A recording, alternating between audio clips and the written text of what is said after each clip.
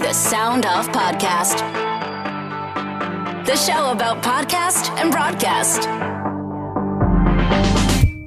Starts now. Jesse Brown is the host of and owner of Canadaland. It started as a podcast nearly 10 years ago, and today is home to a number of podcasts, which makes it a network. The story of Canadaland is worthy of note-taking. Jesse could easily host any number of podcast movement sessions. How to build a podcast from scratch. How to build a podcast network.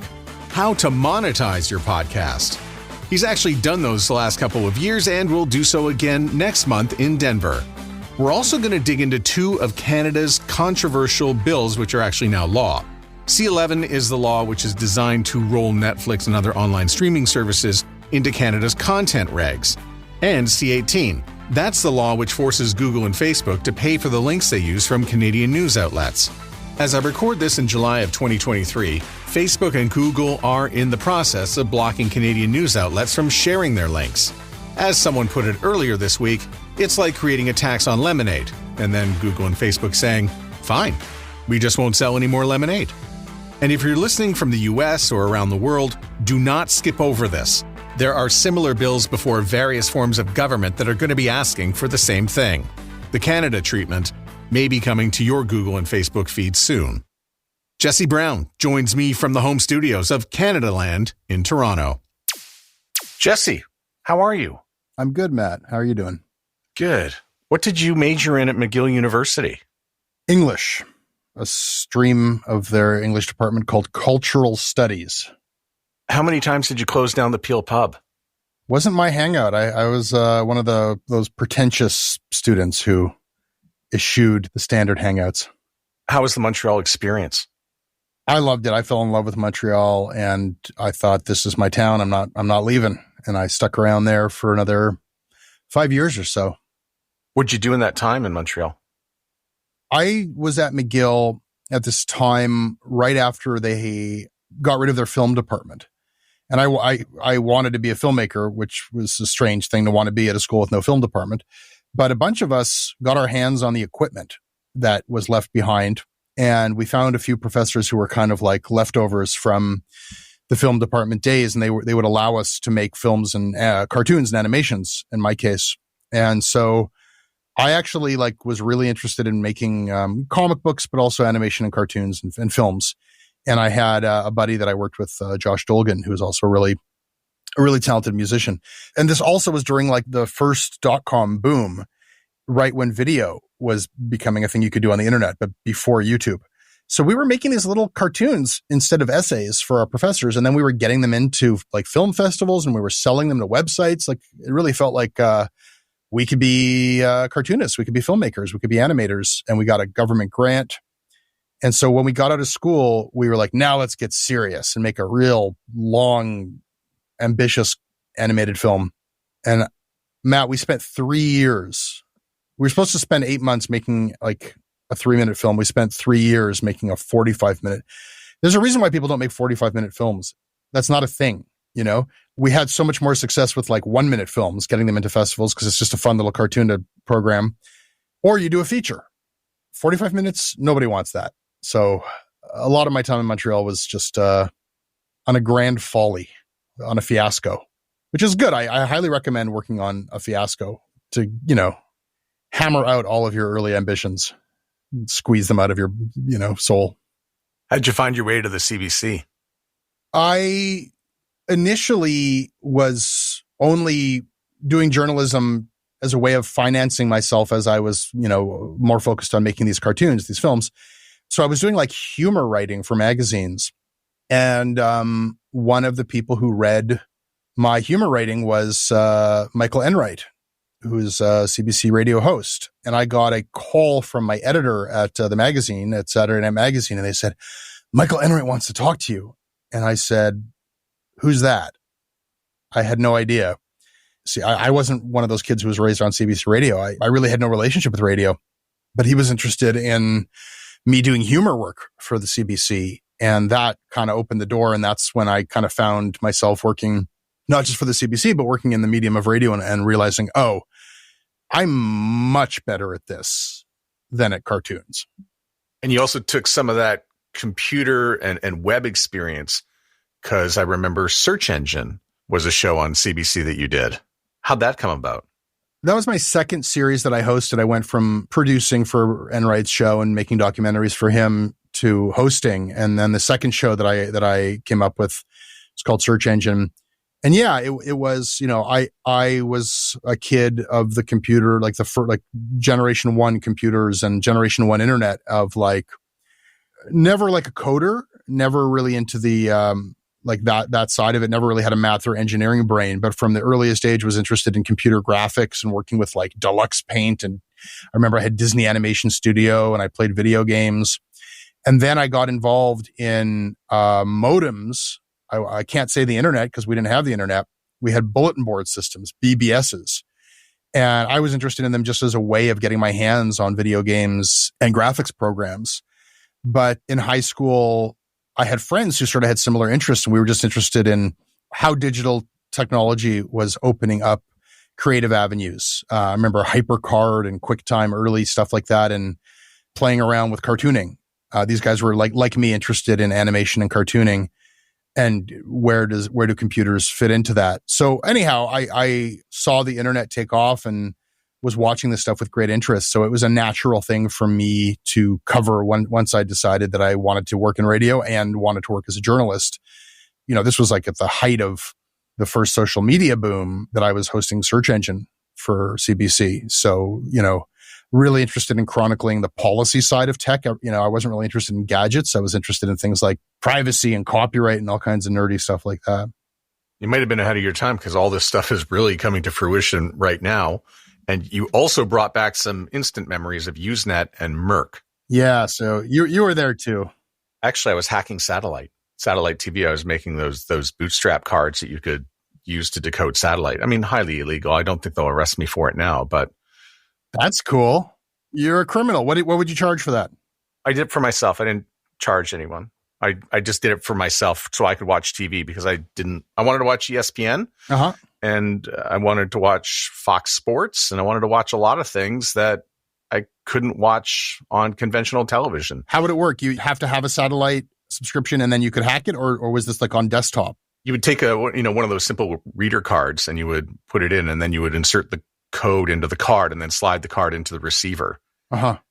And basically, I mean, you're stealing from DirecTV in the States, and you're not supposed to have it in Canada. And I felt entitled to just watch the TV. I don't like this idea of broadcast signals being stopped at the border. I wanted to watch it all. Yeah, for sure. Well, we're of the generation of like, basically, when it becomes technically possible to get everything, for anybody to be able to speak and broadcast and also to receive anything, there's something that never sat right with me about technology acting as a block. The point and the promise of this and the opportunity is that everything is possible. So for things to move towards locking things down always felt like a move in the wrong direction. Search Engine was canceled by CBC, but then it continued on as a podcast. Was that your first podcast? That was my first podcast. And I think in podcasting years, that makes me ancient, because I guess I was podcasting in I don't know, was that 2007 or something? There were certainly people podcasting before that, though it was really interesting at CBC. That was a weird time where they were not interested in podcasts, even though they were leading in the charts, because they would just put their radio shows out as podcasts. And at the time, if you looked at the Apple Podcasts charts or iTunes as it was back then, in Canada, most of the big shows were CBC shows. But the executives told me, we've just invested in this proprietary video streaming platform, and that's where we're selling the ads. And podcasting is niche, and no one's going to listen to podcasts. They're going to listen to, it was a weird idea that people were going to go on the web and listen to a radio show in a video format where they could sell ads. Anyhow, yes, I insisted that a show about technology needed to have a podcast. So even when we were on the radio, there was a podcast. And by the time the radio show was canceled, the podcast was one of the top rated CBC podcasts. And I said, how can you cancel this? Look at this. We're doing numbers that are as big as your biggest radio shows. And they said, well, we don't really care. And at first they reassigned me to be a technology reporter at large. And I said, I'll only stay on and do that if I'm allowed to keep hosting Search Engine as a podcast. And they said, you're certainly welcome to do way more work than we're asking you to do. So they let me do that. And then a year later, I was laid off with budget cuts, but I had retained the rights to the podcast of Search Engine. That was a condition I had when I first pitched the show to them. And I think they thought, well, what are you going to do with podcast rights? Nobody had ever done anything with podcast rights before. But I was able to sell the show to TV Ontario, who at the time were looking at getting involved in podcasting.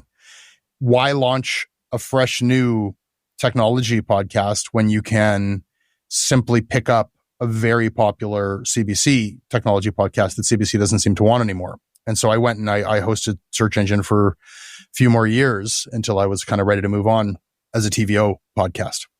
That sounds like a similar story to Terry O'Reilly's with Under the Influence, where you get into a negotiation and then it's like, yeah, that's fine. You can have that. We don't care. It's funny you should mention, because Terry was somebody who was kind enough to give me advice when I was negotiating, because I knew that he independently produced a show for CBC. So, I'd had kind of a mixed experience with CBC on my first show. And I continue to have a tortured relationship where I love the place. I found my life's work through CBC, and I was trained on how to make radio and how to host radio and how to make documentaries. And they gave me 2 shows. They didn't have to do that. So I'm immensely grateful to them and immensely grateful to specific people there who trained me, but they also canceled my shows. So I'm a bitter, disgruntled person. So anyhow, when I went back to them to pitch them a second series, I was like, I don't want, they broke my heart once. What can I do this time? Maybe I'll be like Terry O'Reilly and I'll produce it independently. And he was kind enough to tell me how he did it. And, he had this whole company. I didn't have a company at the time. So I said, well, I'm going to do this within the CBC. I'm not going to do this externally. But if he was able to negotiate a deal for himself, then maybe so can I. And I was able to do that. What did you see in the media market or in the media stratosphere that urged you to start Canadaland? Something was rotten in Denmark. I really had this, I think about this from time to time. And if you go back and listen to the first episode of Canadaland, you'll hear me struggling to articulate it to Michael Enright, who was my first guest, who did me another great favor in coming on the show when I was just trying to get it noticed. I was trying to articulate to him, why do we need this show Canadaland, where we talk about the Canadian media in a candid way, after hours, over drinks. That was the original concept.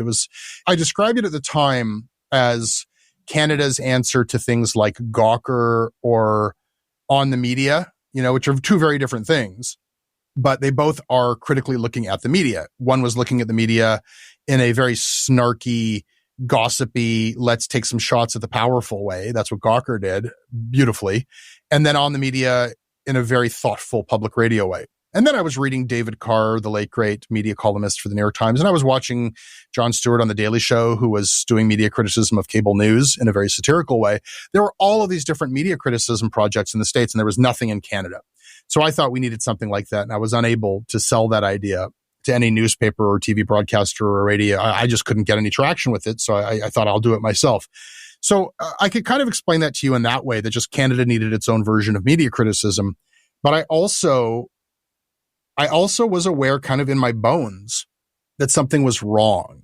And I could articulate that in the terms of, why was Margaret Wente known to be a plagiarizing columnist for the Globe and Mail? For years, they knew that she was doing this. And it was kind of okay. Everyone looked the other way. Why would the same standards that would make that not okay anywhere else in the world not apply in Canada? And then I knew a bit about Ghomeshi. I knew from my friend Catherine Burrell that he was a creep who sexually harassed her at work. And I knew he was not a good guy. I didn't know when I started Canadaland the full extent of his violence and predatory behavior. But this was one of the most revered, famous people. And he was, considered like the greatest, most sensitive, nice guy. And, it was known within the industry that he was not a great guy. And then it was like known that there were problems with Peter Mansbridge, all kinds of whispers and things. And no one was talking about it. And so I felt like, I don't know if I'm long for this industry. I don't know if I'm going to get another shot at a show. I don't know if I want to work in this industry. It was just I'd been freelancing for 15 years.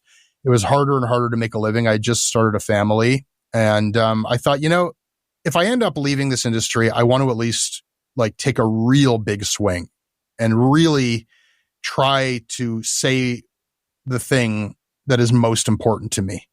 And what that thing was not even all that clear to me, but I had an instinct. I had a feeling that it was some kind of a self-reflection and criticism. And it's at the essence of why you become a broadcaster. Like, I have something that needs to be said. I have questions that need to be asked. Why can't we have certain conversations? Why can't we talk about this stuff?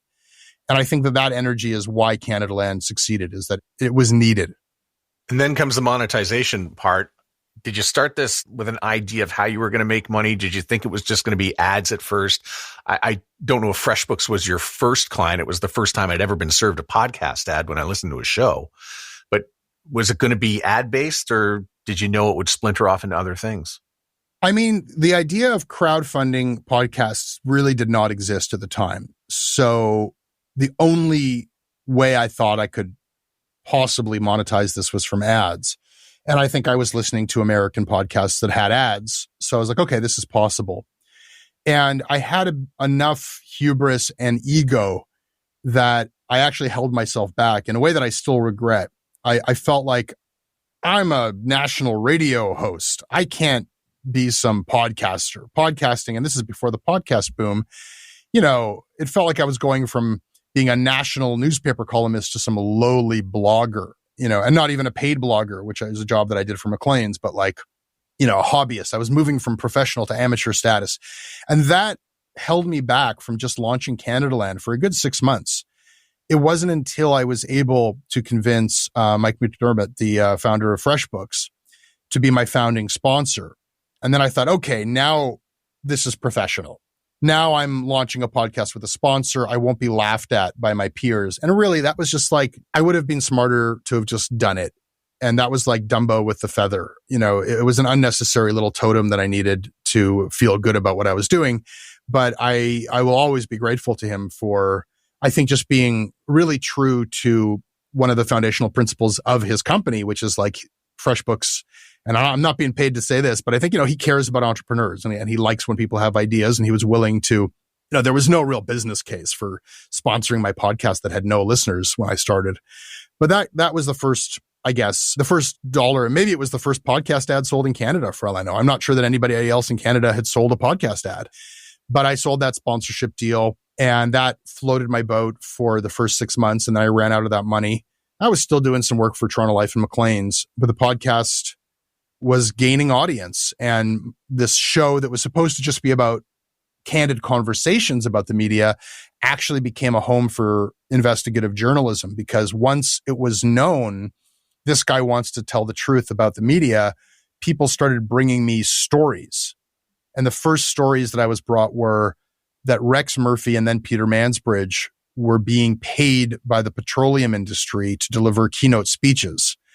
And they were simultaneously covering the oil sands and the petroleum industry as journalists. And they were not disclosing that they were taking pretty significant payments, $10,000, $15,000 a speech to speak for these industries. And then they would be, in the case of Rex Murphy, he would be delivering these editorials on the National in favor of the oil sands.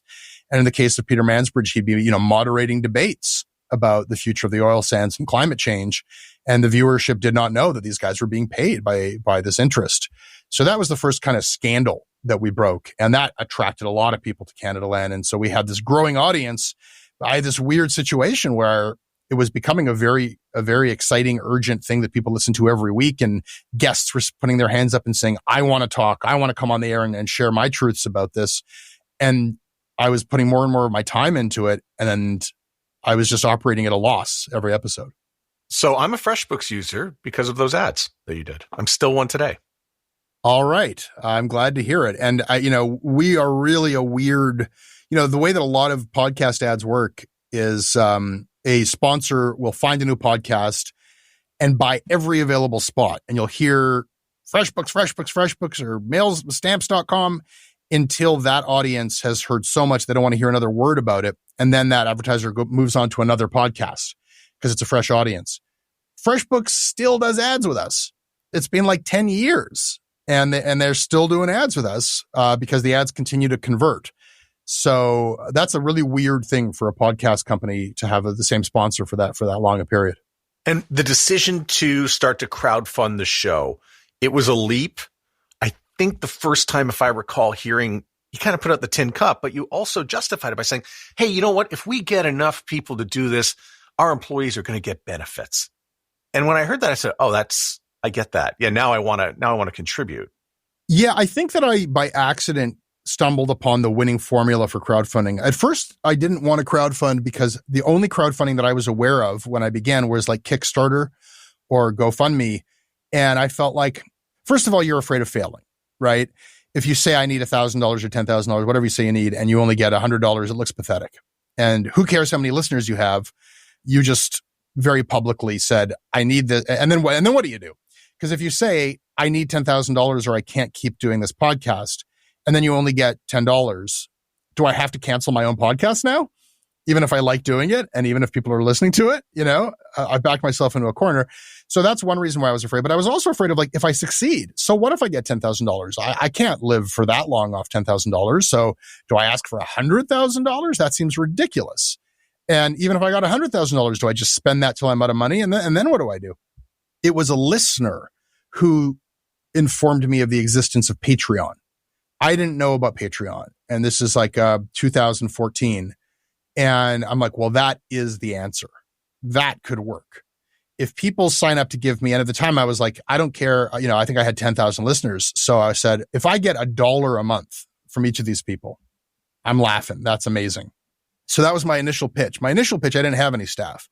I've given this advice to other people, like, how do I get crowdfunding to work for me? And, one piece of advice is, the first piece of advice is you need an audience because only you're aiming for 1 in 10 that are going to actually convert. And so if you want to have a full-time job, I think you need 10,000 listeners to get 1,000 people as your target. And then those 1,000 people, you can't just say, give me money because I want money. Like, it has to be real. And it was real. It was like, look, I can't do this for free. I just can't do it, So if I get enough money for it to be a part-time job, it'll be my part-time job. If I get enough money for it to be my full-time job, then I'm going to quit everything else and I'm just going to do this. And if I don't get any of my goals, I am going to cancel my own show. And I meant it, and it was rational. Like I saw from that point of view that you don't get paid in likes or follows. You can't pay your mortgage in internet clout. You do need revenue. So as much as I loved my show and as exciting as it was to build an audience, I was prepared to walk away from it. And I think that has to be real. So the first year it was like, basically, let's hit this goal or the show will die. And, I was just so amazed to see in the first hours hitting the first goal. And then it took just, weeks to get to the point where it was my full-time job, which I felt so grateful for. And then within months, we hit a fantasy reach goal, and they tell you in how to crowdfund, just have a stretch goal. It's just dare to dream. It helps your supporters to know that you have some grand, and I hadn't put the first thought into it, but I put on Patreon, I think it was, if I get $10,000 a month, I will turn Canadaland from a podcast to a podcast network. And we'll start publishing other podcasts and I'll hire other people to host them. And I swear to you, it was like, that's as much thought as I put into it. Like, do I want to be a publisher? Do I want to be somebody's boss? Do I want to hire people? I hadn't thought through any of it because I never thought we'd get to $10,000, but we did. And then I had to actually make good on my promise and became an employer and became the publisher of a network. And then in subsequent years, because I was at first, we were not paying people well. We did pay people in stock in the company, and now the company is co-owned by some of those early employees. But then, later we added benefits and things like that. So in 2021, you're in Nashville, and I watched this through the wonders of the internet.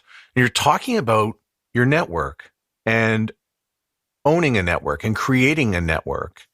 Why a network? Why did you think a network was really the way to go? Other podcasts? Because, networks are strange. I mean, I run into so many people who say, oh, I want to start a podcast network. And I'm like, well, have you ever tried to get strangers to agree? So what were the parameters, for you to start this network? What did it have to be? And right down to the IP. Who owns the podcast when it's done? Starting a network and building a network is the hardest thing I've ever done. It's so much harder than building my podcast. I mean, I approached Canadaland, the podcast, with some rules. And one of my rules was a rule that I had learned in radio, which is just like, even though nobody really cares at first whether you publish or not, or when you publish, treat it like it matters. Pretend that it's on the air, on the radio from coast to coast. And the show is there waiting for people every Monday morning. Whether you've got a good guest or not, whether you have an idea or not, the show must go on. And that's how I built an audience. Now, I can show up and work for free on those parameters. But when you start hiring people for very little, and I've seen people try to start podcast networks just based on like co-ownership and nobody getting paid, things fall apart really rapidly. You need a lot of people working in tandem and treating it like it's real for that to actually function.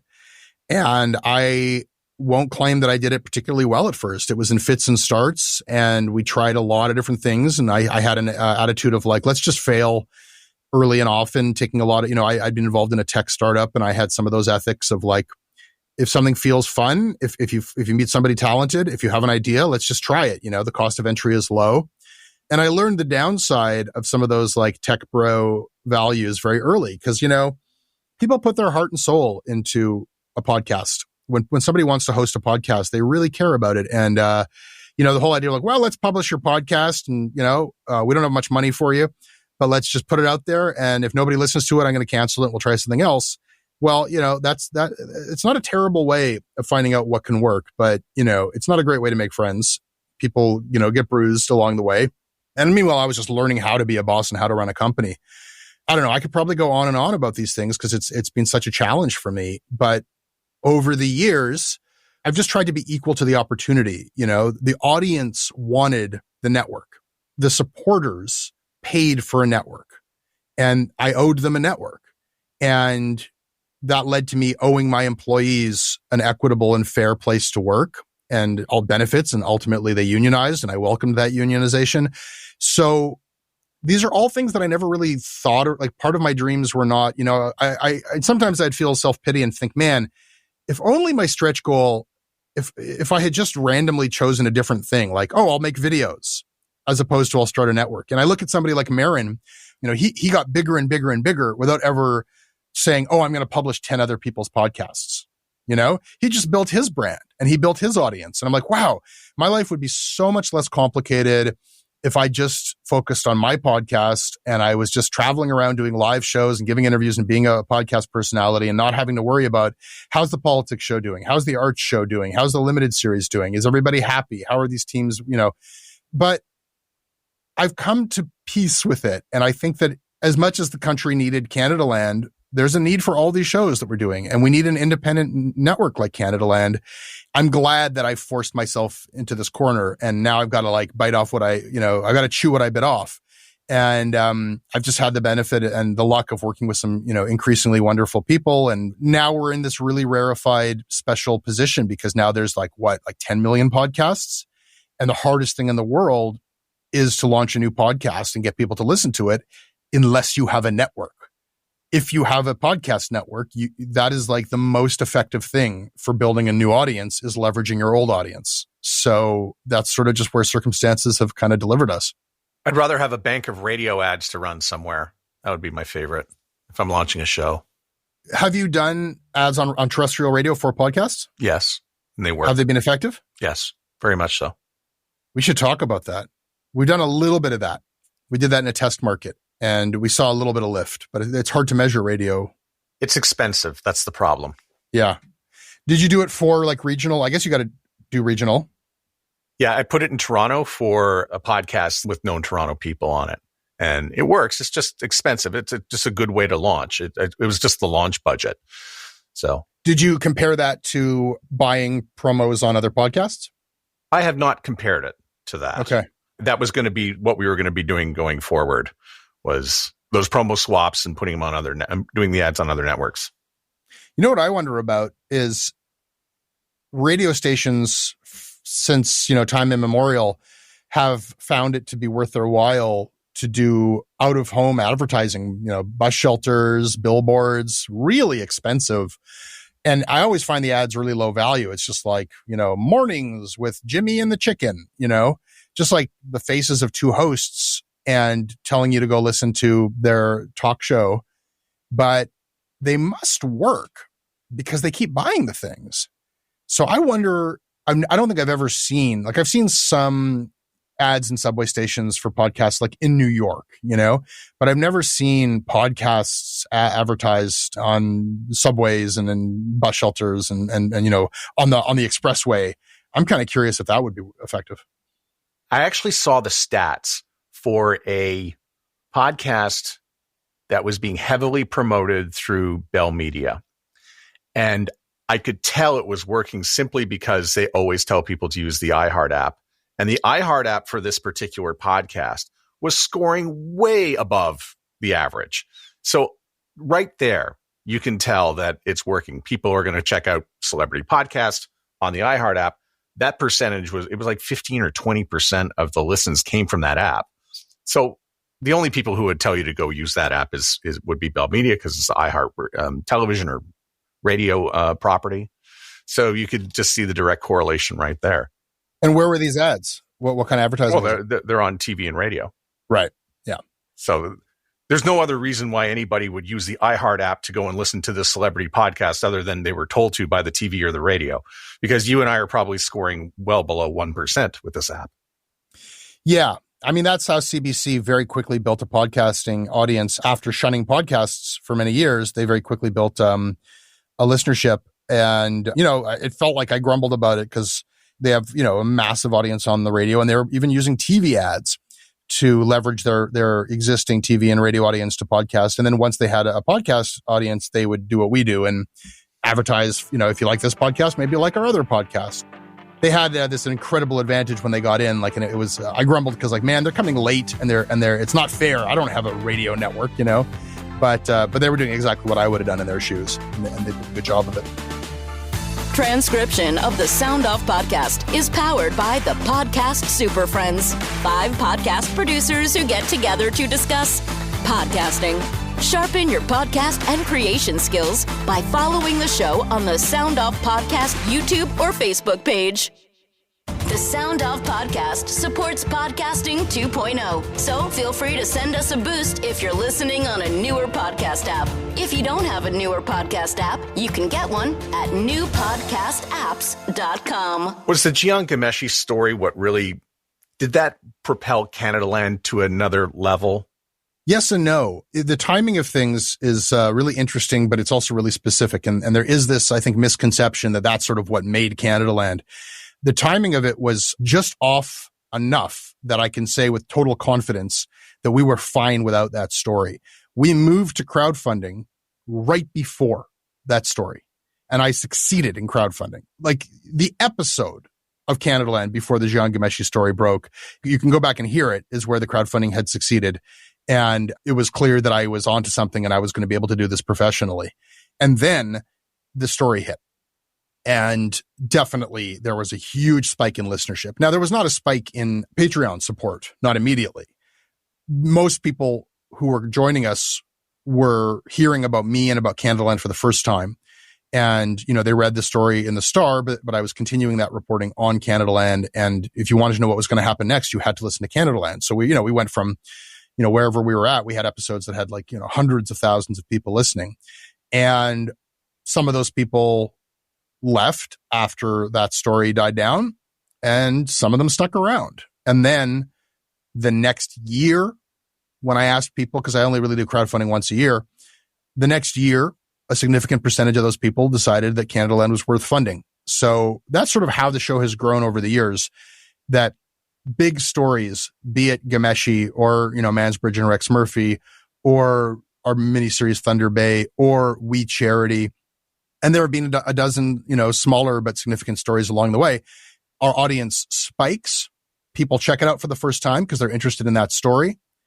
A certain percentage of that audience sticks around. And then a year later, a certain percentage of them become supporters.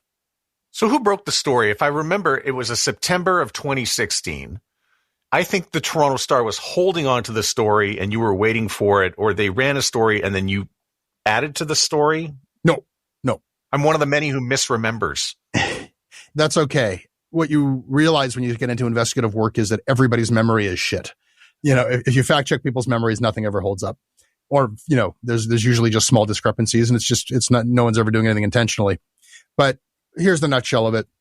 It happened much sooner than that. It happened, the story broke in the fall of 2014. The story came to me initially. A source came to me because of Canadaland. Somebody who had been involved in a relationship with Ghomeshi wanted to talk to the press about non-consensual violence that they alleged he was responsible for. And I got an email from this person, a source, saying, and there are others. There are other women who he has hurt in this way. And they had been referred to me because I covered the media. And so I had this story burning a hole in my pocket, and I received some legal advice. I didn't have libel insurance at the time. I shopped the story around to a few different possible partners. The Star is the one that said, yes, we're interested in that story.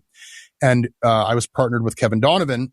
And together with Donovan, we went and we investigated and we spoke to these women.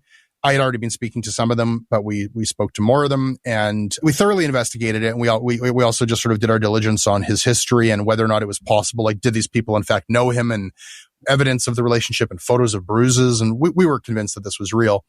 And then finally we went to him for comment, and we received a legal threat in response. And the legal threat singled me out. It said, our client denies this completely. We'll sue you if you publish it. And we'll sue you if Jesse Brown continues asking questions about it. And that's when the Star dropped the story. And this is a part that a lot of people forget. But the Star was not interested in investigating further. Now, they didn't tell me we dropped the story. I was calling Kevin and saying, okay, we've got his answer. We knew he was going to deny it. What do we do next? He said, well, the story's just not there yet. I said, okay, well, we've got 3 different women saying that this happened to them. How many do we need? Because I'm sure there are more out there. I'll go find some more. And I was never given a straight answer as to, like, what does the story need? If it's not there yet, when will it be there? And the months went on. And eventually I said to Donovan, listen, our deal was, there's been no movement on this story. We haven't been working together on it in some time. And my deal with the Star is that if you ever drop the story, I'm free to take it elsewhere. And he said, okay, go take it elsewhere. So that was confirmation. They were dropping the story. They were ready to let it die. And I did go try to take it elsewhere, and I couldn't find anybody to take it. And I was trying to figure out how to get the story out anyhow. And Matt, the way this happened is so wild. The week that our Patreon was successful, I spoke to my listeners and I said, thank you so much for funding Canadaland. I'm now working for you. I'm fully independent. I'm working full time. I'm not working for any other media. And that gives me so much freedom to investigate stories. And I have a huge story that I'm going to break next week. And it was true. I had just met Glenn Greenwald, and he had told me this incredible story about how the Globe and Mail had dropped a story about the Snowden files. Okay. That was the story I was talking about. The Globe and Mail had Snowden files that pertain to Canada, and they had let the story lapse, and I was going to break that story, and I was very excited about it. And I promised, I teased it. I said, we're going to break this big story next week, and it's going to be worse than embarrassing for certain people. Maybe I was overhyping it. But you know who heard me promising that I was going to break this big embarrassing story, this scandalous story? Ghomeshi. Ghomeshi knew that the Toronto Star had dropped the investigation of him. He knew that I had been investigating him because we sent him questions. And he knew because the publisher of the Toronto Star was one of his panelists, and he was back channeling with him. And he said, why are you guys investigating me? Are you going to actually publish this stupid story about me? It's not true. And he knew from the publisher that the Star had dropped the investigation. And now all he had to worry about was this Jesse Brown character and Canadaland. And when he heard me promise that this investigation was going to be published, he thought I was talking about him, and his ego is what did him in. And that's when he went to his bosses at the CBC and told on himself and said, hey, there's this freelance journalist who hates my guts, and he's going to be trying to humiliate me, but these are all consensual relationships. And he showed these executives videotape of a woman with bruises on her body because her rib had been cracked by him. And he thought this would exonerate him. And instead, the CBC's executive said, "You're done here." And security walked him out the building. And that's when he went on Facebook, because word was getting out that he was out the door. And he went on Facebook and tried to get ahead of the story, which he still thought was going to come out on Canadaland. And if you read his posts on Facebook, he says, there's this freelance journalist who doesn't like me. And there's a bitter ex of mine and they're trying to do me in. And once the Toronto Star read that on Facebook, they said, okay, now he's made this public. So now we can publish the story. And now they're calling me. And the Star is saying, come back to the Star. Let's break this story together. And I still needed their protection for a libel claim, which had been promised. And I came back, and the story is written by me and Kevin Donovan. And there's two stories where we basically blew the lid off of this investigation. And that's the story of how this all happened. Okay, so that's an incredible story. I did not know all that. I feel like I should have, but that's absolutely incredible. And I guess to the point where I can ask about this now, because it costs a lot of money to do journalism. I think of all the time and all the money, investigative journalism especially, because it could turn up nothing, right? Which brings us to your company and where we are now in Canada with this conundrum of Bill C-11 and Bill C-18. And you've spent 2 years really, a little bit worried about this and where it's all going to go. And now both of them have passed. And you weren't going to sign up for it. And now you've signed up for it to be, we're a news organization. We want to qualify for funding. So how are you looking at this today with Facebook and Google effectively threatening or in the process of turning off the tap for Canadian news? I mean, it is a mess beyond comprehension. We haven't actually submitted ourselves for, QCGO status yet, nor have we submitted ourselves for, I saw the writing on the wall that Google and Facebook were going to shut off news. So it sort of became a bit moot. I initially said, I oppose this whole scheme, but then who cares what I say? It was all moving ahead anyhow. And in anticipation of C-18, Google and Facebook were striking deals with publishers and they were giving my competitors money. So at a certain point, who cares what my opinion is of this bill? We're being left out and our competitors are being armed to, poach our staff and undercut us on ads and compete with us for audience. And I'd be a fool to not try to take free money. So, can't beat them, join them. I said, okay, if this is going to happen anyhow, let's try to make sure that it's fair and that small players like us don't get left out in the cold. But now that Google and Facebook have promised to shut off news, they're canceling their deals with those publishers. So the future is looking very uncertain if they don't relent, which they might if the government blinks in the regulatory process. Then there'll be no money for news publishers from Google or Facebook, in which case I'd rather stay clear of the whole thing. All of this gets very, very wonky and detail-oriented, but I think what you're hearing is there is great uncertainty in the market. Nobody knows what the hell is going to happen next.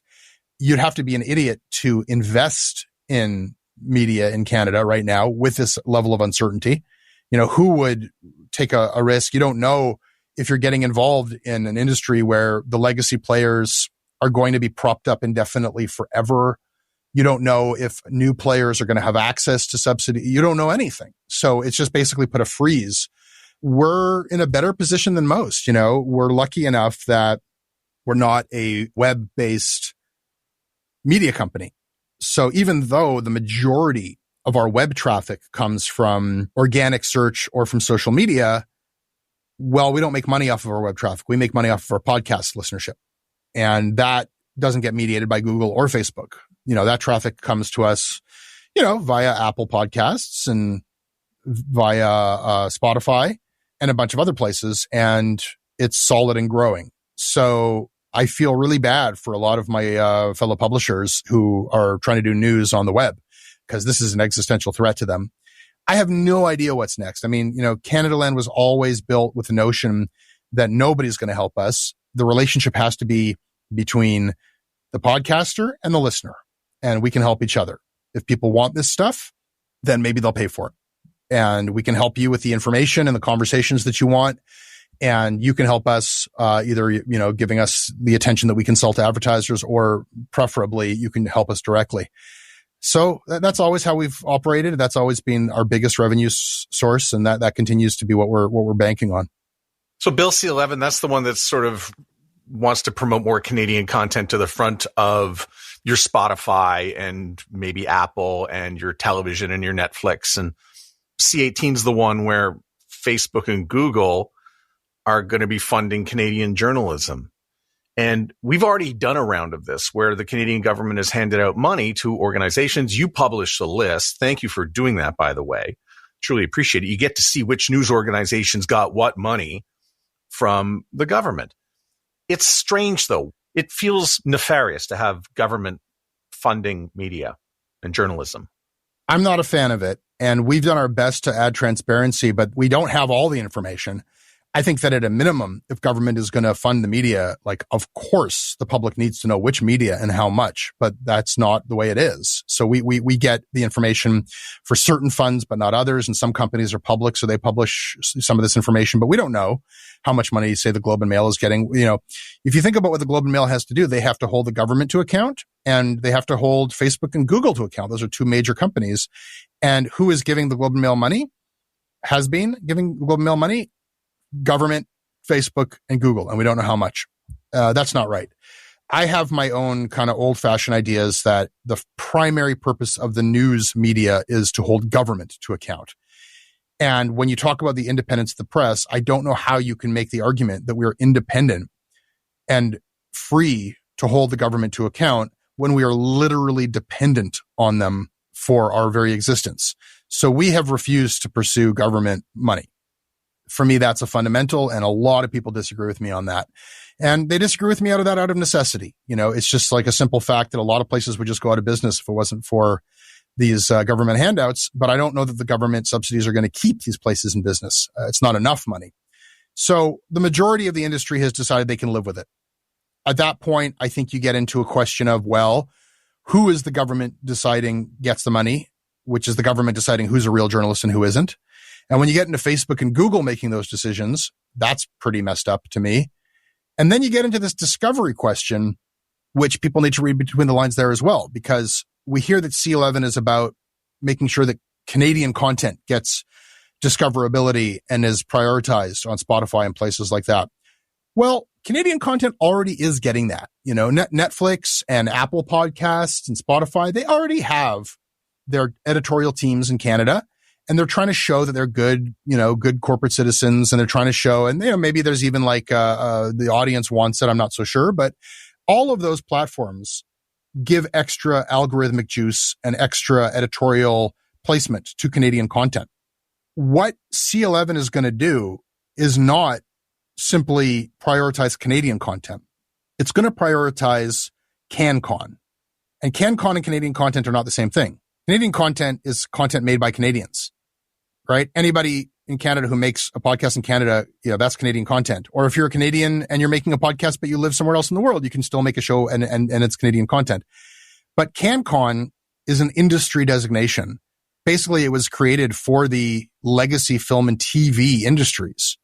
And C-11 is a bill for the legacy Canadian film and TV industries. That's who lobbied for it. That's who crafted it.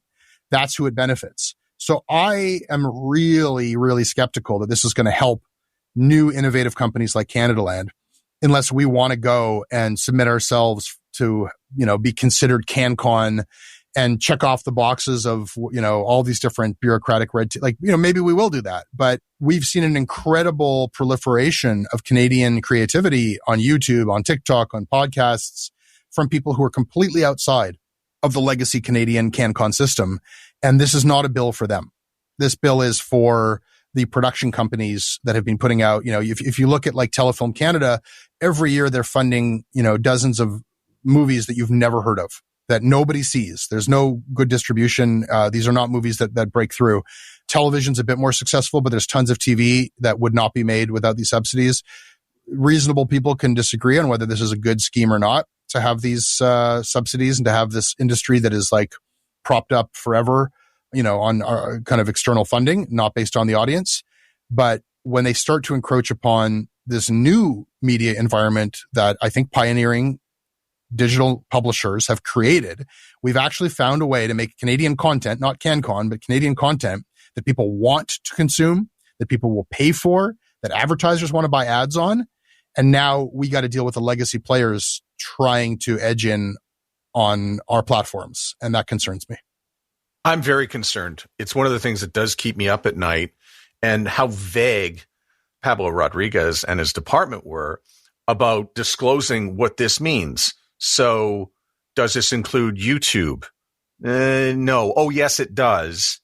And well, that doesn't bug me as a podcaster until I put my podcast up on YouTube, and YouTube is still trying to figure out how to do they've created a bill for things that haven't been invented yet. Oh, and this will include musicians and Spotify. Well, our podcasts are on Spotify and people are probably listening to it right now.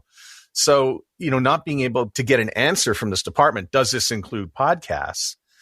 And then the other thing is what we call the algorithm. Now, if you want to have a laugh, the CRTC has myths and facts about C11, and they're asking for comments. And in brackets on 3 of them, they're like, this does not affect the algorithm. But anything you do does affect the algorithm. So I feel like we're still in no man's land. Yeah, that's exactly right. The debate has been taking place in a really dishonest way, in a way that is basically, it feels to me like the Heritage Minister has been, with C11, taking this as like a conversation between so-called regular Canadians uploading videos of their kids. And he's like, don't worry. This doesn't affect you. You're just a regular. This is for the pros out there, the networks, the film companies. So he's kind of created these like sort of imaginary 2 categories. What is not considered is this no man's land, which is like the modern internet. Everybody lives in this no man's land. Unless you are NBC or you're just a hobbyist, there are people who have YouTube channels and they turn on monetization or they get a sponsorship. They're still regular Canadians, but they're creative Canadians who are making stuff. Podcasts are still a small enough industry that I guarantee when you ask the question, and when I ask the question, where do podcasts fit into this? They don't have a clue because they haven't even considered it. So, we are doing this professionally. We are doing this as our business, but we are neither the amateur who they're trying to console, don't worry, this doesn't affect you, nor are we the legacy industry that they're trying to placate. We are caught in the middle. And they've introduced, again, nothing so much as uncertainty. Nobody knows. Nobody knows what this is going to mean for us. And that is itself introducing so much uncertainty into the space that, I never really understood when you'd hear people talk about like, oh, government, get out of my business. And it always seemed to me to be this reactionary right-wing thing of like people who just don't want to be taxed or something. But I'm appreciating for the first time what business people and entrepreneurs go through when you put up your own capital, you risk your own time and money to launch a business, and like you get there and you're employing people and you're paying your taxes, and then government regulation steps in and starts to, usually from a place of ignorance, not really understanding what you do. So now I understand like the organic dairy farmer who wants to make raw milk cheese. Like I understand a lot of people who are saying, government, get out of my business. Can the problem be solved if we put a 3% tax on foreign digital advertising? I think that's an elegant solution that's better than what they're doing now. I think that, if you want to tax Google and Facebook in order to give money to news companies, then just tax them. And they've actually said this. They've said, like, we would prefer it if you just taxed us, created a fund and paid it out. What we're paying for here is the cowardice of the current federal government, who want to be able to claim that these are market-based solutions. It's a very complicated thing that they've gotten themselves into. Nobody wants the job of determining, okay, Canadaland, your news media, Rebel Media, you're not news media, and then there's something in between who's, nobody wants that job, and governments should not be in that business, right? So the government thinks they can basically farm that out by putting a lot of the burden onto Facebook and Google or onto some other part of your body. If you want to subsidize the media, you are going to have to decide who deserves the subsidies and who does not. And in crafting this really weird scheme, they have complicated this in a way that's hurting everybody. If they just had a tax, that would be simpler. I mean, the money went from radio, TV, newspapers, and then moves to Google, Facebook, We do this with steel. We do it with whiskey. We do it with a whole bunch of things. You put a levy on it. It's a form of protectionism. So we would just do this again. The Liberal government would put a 3% tax on your advertising, which is going to Facebook. That money gets redirected back to Canadian journalism. It is cowardice, I think, by the government. They don't want to come out with another tax because they're always unpopular. That too. They don't want to say, oh, here's the new, I remember when Stephen Harper campaigned on the no Netflix tax, that became a dirty word. Ultimately, though, I think the solution is not quite so simple. I think the solution that governments are moving towards around the world is breaking up the tech giants. And, Canada is not going to be brave enough to take a leading position on this.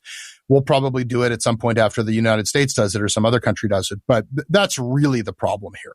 The problem here is that these companies, they've been able to grow unchecked under the idea that they're just so innovative and wonderful that governments should just steer clear. In fact, they're just doing the same types of predatory things that any monopolist does, and they're actually stifling innovation. So we need to break them up, and that's going to happen sooner or later, I want and hope, and then Canada will follow suit after that. You made a very, very impressive hire in the podcast world recently. I believe her name is Julie Shapiro. Julie is excellent. Julie is one of the most respected people in audio. She's worked at the top of everything from PRX to Radiotopia, Third Coast. I didn't even know this story until we started collaborating. I knew that she was one of the minds behind Ear Hustle. I didn't know that she picked that needle from a haystack. Ear Hustle won a contest, and it was the one show out of I don't know how many hundreds that were submitted, and Julie said, that one. So she is helping us build our slate of new shows. And we've got a similar process underway, and we've received hundreds of pitches for new programs. And she's helping us go through them and pick the next incredible winners, the needles in the haystacks. And, there's no one more respected with a greater network, no one with a better ear. So couldn't be more thrilled than to be working with Julie. What sort of podcast are you looking for? We're looking to be surprised, and we're getting it. On the one hand, we kind of know what our values are. We're looking for, Canadaland, I think, has a history of finding really shocking stories that are Canadian stories, but like never in the boring way, more in the like, oh my God, I can't believe that's happening in Canada kind of a way. We definitely are looking for stories that are, challenging to the status quo, challenging to the establishment, that are like, important stories, not just thrilling stories, but stories that really like cry to be told. We always want stories that are told by people that you haven't heard from before. It's just interesting to hear from people who haven't had a chance to tell their stories. Like there's all kinds of stuff that we know are consistent with our brand, but we also want to be surprised ourselves. So we're getting it. We're getting such great stuff from people. We're curious about kind of spreading out a little bit. What would a comedy podcast from Canadaland sound like? Questions like that. I hate the term lifestyle programming, but our stuff typically is about media and news and politics. That's only one small part of life. There's a lot more to it. And we're curious about other types of things that you can talk about on a podcast. So we're finding these incredible creators. We're finding these incredible ideas, and it's fun again. It's kind of like back to the square one of just, who are the people we most want to be working with, and what are the ideas that we find most exciting? So I had this question down. I didn't ask it. I forgot to ask it. But at the same time, I can also solve one of your problems. And you should get a comedy podcast on Canadaland. How do you know Sugar Sammy? And when does he get his podcast on Canadaland? Sugar Sammy can write his ticket. I'm sure he can get a podcast with whoever he wants. So Sugar Sammy, come talk to me. I know Sammy from McGill. We went to school together. So we were like, I guess 19 years old. And I had him on the show, and I didn't mean to embarrass him, but I remember, how I told you earlier that back at McGill, I would hand in films instead of essays? Well, Sammy was a brave soul. He was just starting at stand-up, and he asked one of these professors, I was in the same class as him, can I do stand-up instead of an essay? And he got in front of a little workshop class of about 20 pretentious university students and delivered a set of stand-up in this academic environment. And I don't even know if you can call it bombing. You bomb at a comedy club. Like, this was just not the place to be telling dick jokes. It was painful. And when I, some years later, started to hear, oh, that guy's doing really well, and then saw him perform at Just for Laughs, I was like, oh man, that guy stuck with it and that guy got good. And then you see the kind of career he's built for himself in this really interesting place that he occupies in the culture in Quebec. And, that's a Canadian original right there. If Sugar Sammy wants a podcast on Canadaland, he's got it. Jesse, thanks so much for doing this podcast. It's been a couple years in the making, and I'm so glad you took the time to do it. Thank you for having me, Matt. It's been fun talking to you. The Sound Off Podcast is written and hosted by Matt Kundle. Produced by Evan Serminski. Edited by Chloe Emo Lane. Social media by Aiden Glassy. Another great creation from the Sound Off Media Company. There's always more at soundoffpodcast.com.